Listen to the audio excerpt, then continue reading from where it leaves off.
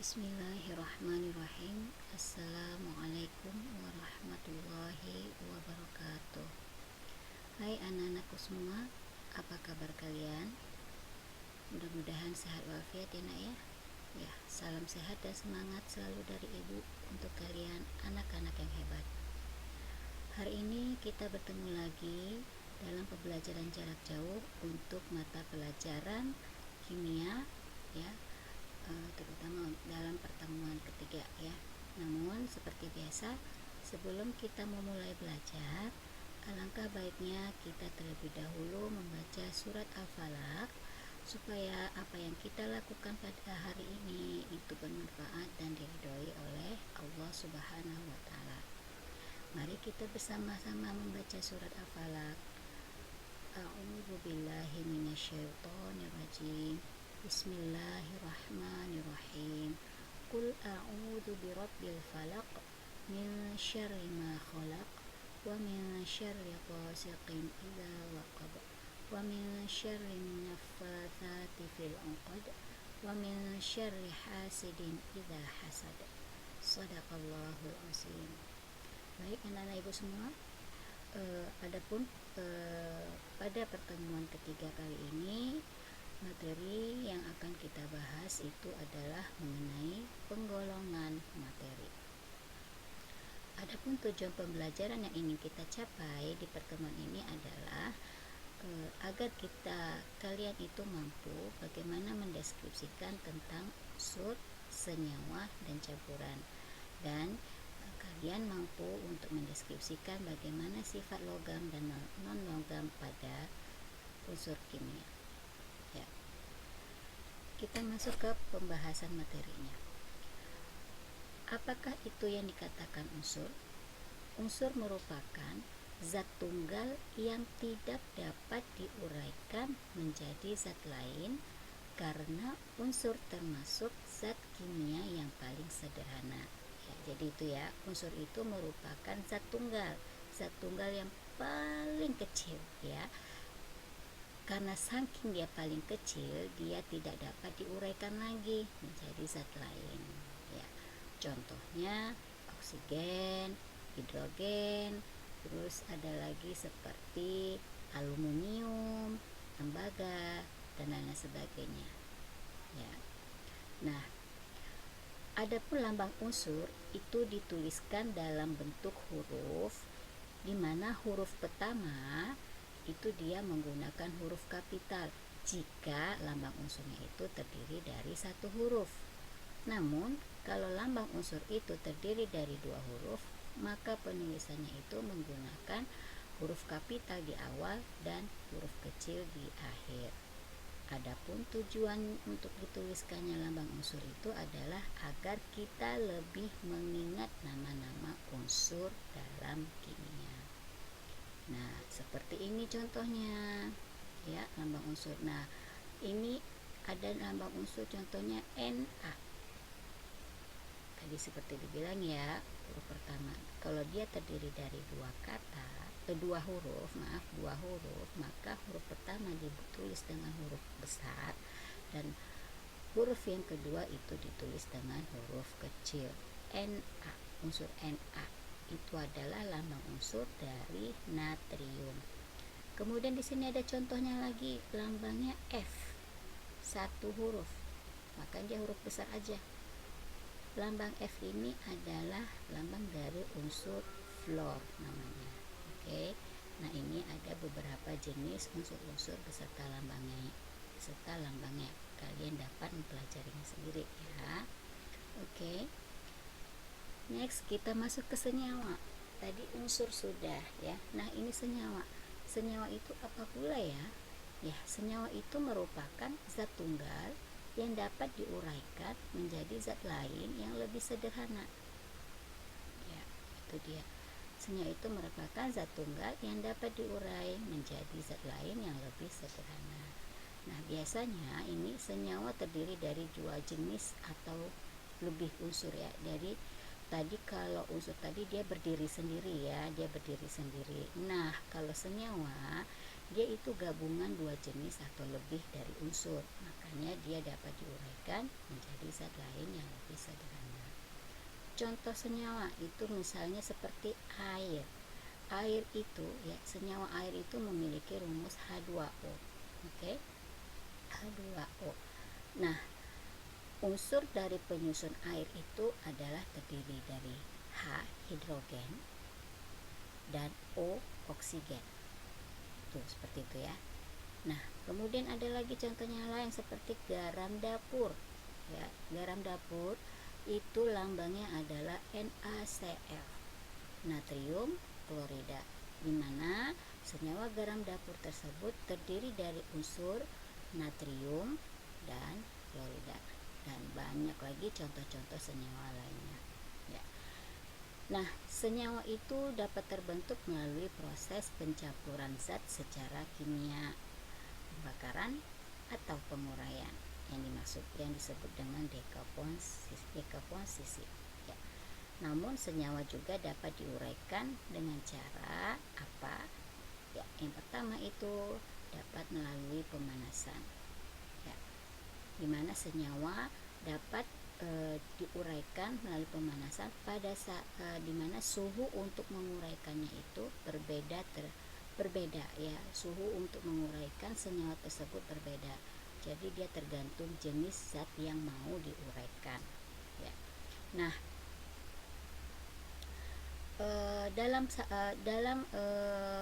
proses penguraian itu tidak semua zat sama ya, seperti tadi ya, tidak sama waktu terurainya. Ada zat yang sukar terurai, maka dia membutuhkan suhu yang tinggi. Namun jika zat yang mudah terurai, dia nggak perlu menggunakan suhu yang tinggi dalam penguraian.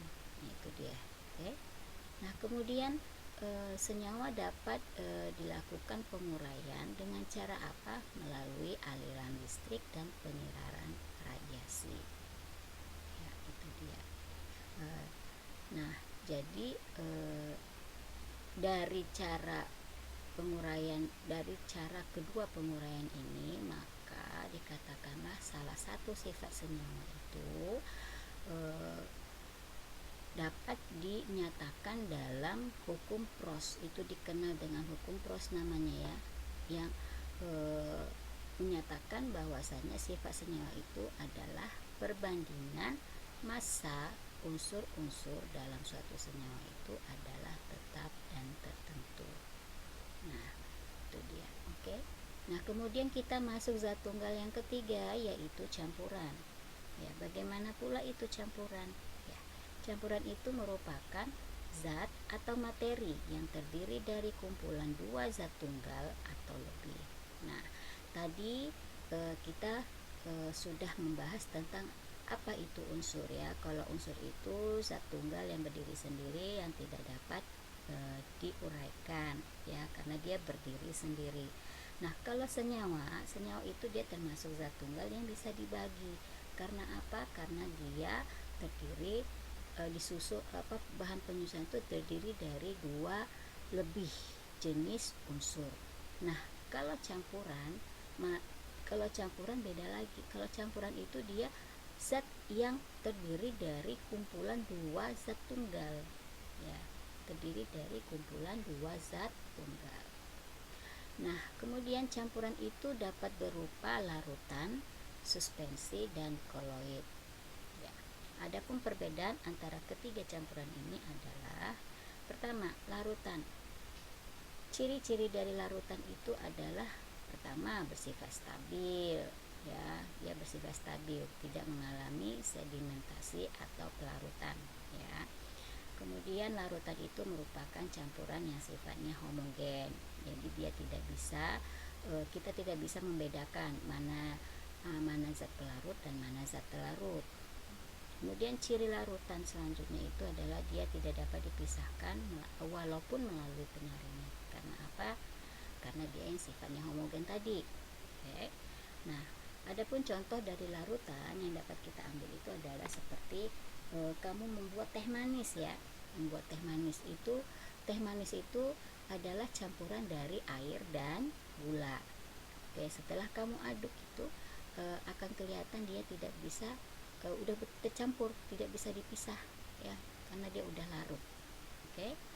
Nah, kemudian pembagian campuran yang lainnya itu adalah suspensi. Ya, adapun ciri-ciri suspensi itu campurannya bersifat heterogen ya. Jadi dapat dibedakan antara zat pelarut dan zat larutnya. Kemudian sifatnya yang kedua adalah dia tidak stabil karena dia dapat mengalami sedimentasi ya. Istilahnya ada pemisahnya gitu ya, itu dia. Kemudian suspensi itu dapat dipisahkan ya melalui penyaringan ya. Contoh dari suspensi adalah campuran terigu yang dimasukkan air ke dalamnya ya. Jadi pada saat campuran terigu dalam air, coba kamu bayangkan terigu diberi air, kamu aduk itu sebenarnya campurannya heterogen ya. Nah, pada saat kamu diamkan, setelah kamu pengadukan, kamu diamkan sebentar, maka akan terlihat sedimentasinya di dalam, di bawah. Oke, di bawah. Jadi kalau kita diamkan itu terlihat di bawahnya itu ada tepung ya, ada tepung. Jadi berbentuk sedimentasi dianya. Apalagi kalau dilakukan penyaringan dengan menggunakan saringan yang semi permeable. Oke. Kemudian kita masuk ke penggolongan campuran yang koloid ya. Adapun ciri-ciri koloid adalah campurannya itu dia gabungan antara larutan dan suspensi ya, dimana kalau secara mikroskopis istilahnya dilihat dengan mata telanjang itu kelihatannya homogen, tapi jika kita lihat dengan menggunakan mikroskop ya, itu koloid tampaknya heterogen ya. Kemudian koloid itu sifatnya stabil dan tidak dapat dipisahkan melalui penyaringan ya, dia tidak dapat dipisahkan. Contohnya adalah susu ya, air susu. Nah, coba deh kamu lihat, kalau kita lihat secara kasat mata itu nampaknya homogen, tapi kalau kita melihatnya dengan alat mikroskop dia sifatnya heterogen. Coba deh, pasti kamu bisa melihat perbedaan, pembedaan antara susu dan airnya ya, sekilas. Oke. Nah, itu dia. Kemudian kita masuk kepada logam dan non logam. Oke. Logam di sini adalah suatu material yang sifatnya keras, berkilau, tidak tembus cahaya, bahkan dia memiliki konduktivitas listrik yang sangat tinggi ya. Nah, logam itu dia pasti memiliki wujud padat, sehingga karena wujudnya padat dia tidak mudah dipatahkan. Nah, di sini ada beberapa sifat-sifat logam ya, antara lain adalah tentang wujudnya ya. Wujudnya itu kalau pada suhu kamar tertentu itu padat, kecuali raksada cesium. Kemudian sifat selanjutnya itu dia bersifat konduktor ya, bersifat konduktor atau penghantar listrik yang baik. Kemudian sifatnya akan mengkilap jika digosok. Nah, selanjutnya sifatnya itu adalah dia dapat ditempa dan dapat diregangkan. Oke.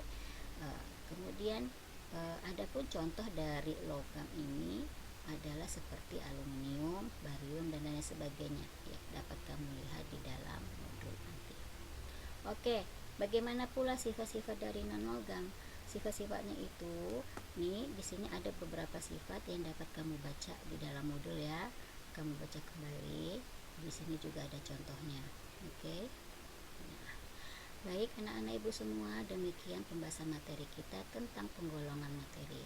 Untuk selanjutnya kamu bisa membaca kembali modul yang ibu berikan di e-learning. Oke, selamat mengerjakan tugas.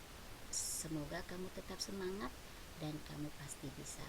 Wabillahi taufiq wal hidayah. Assalamualaikum warahmatullahi wabarakatuh.